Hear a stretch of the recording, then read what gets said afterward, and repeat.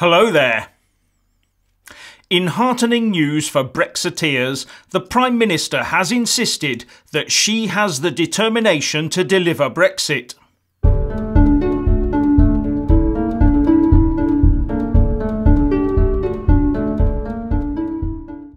In a long party political article for The Sun on Sunday, the Prime Minister, Theresa May, ends by saying how intent she is on delivering Brexit. After reams of telling the readers about what the Tories are doing for them, right at the end she promises Brexit, saying, "And underpinning all of this action is my absolute determination to make a success of Brexit by leaving the single market and customs union and building a new relationship with EU partners that takes back control of our borders, our laws and our money.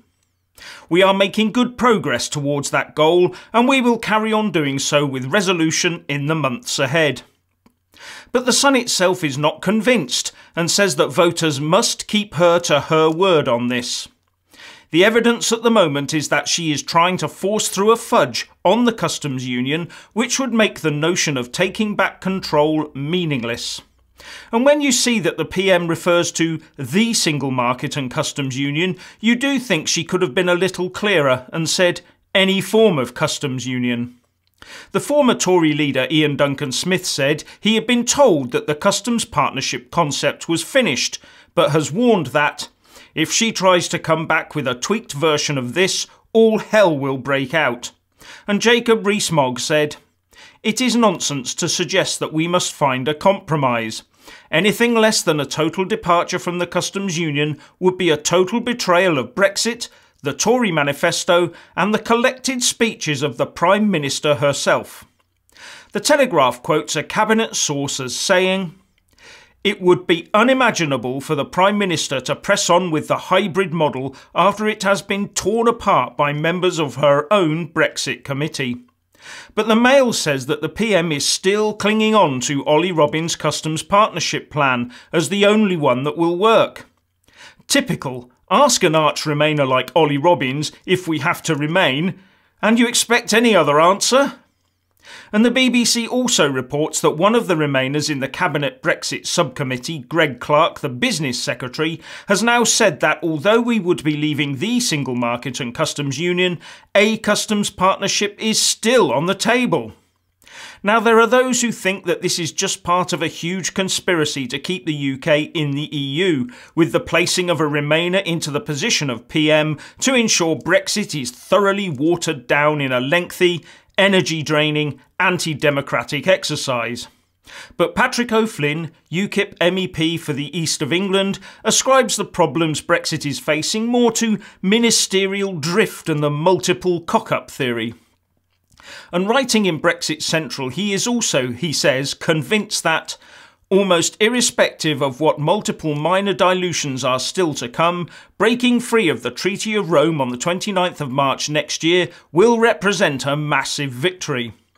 And he ends his piece with a warning to the government that, whether it be Monet-style salami slicing, drift or cock-up that spoils Brexit, the voters will have their revenge as they slowly turn against the party that betrayed them.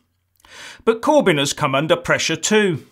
According to The Guardian, 40 Labour peers want to back an amendment to the Brexit legislation that would force the government to negotiate UK membership of the European Economic Area, or EEA. But the Labour leadership has told them to abstain, which will mean that the amendment will fall. This has, of course, incensed the Labour peers, who have accused Corbyn's leadership of paralysis and cowardice, saying that it would stand a good chance of getting through to royal assent if Labour backed it.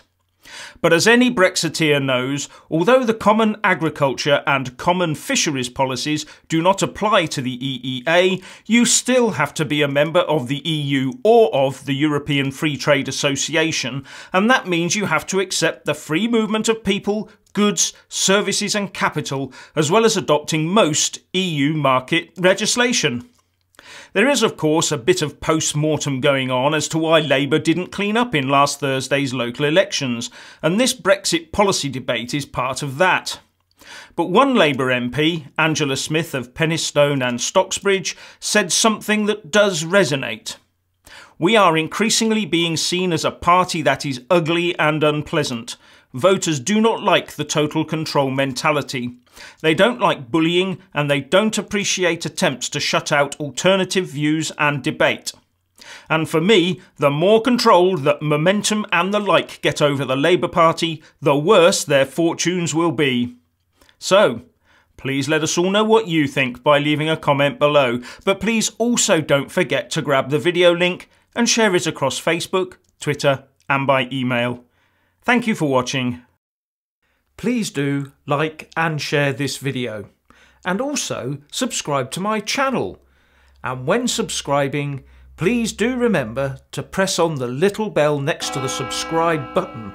That way you'll get an alert every single time I put up a new video. Thank you very much for watching.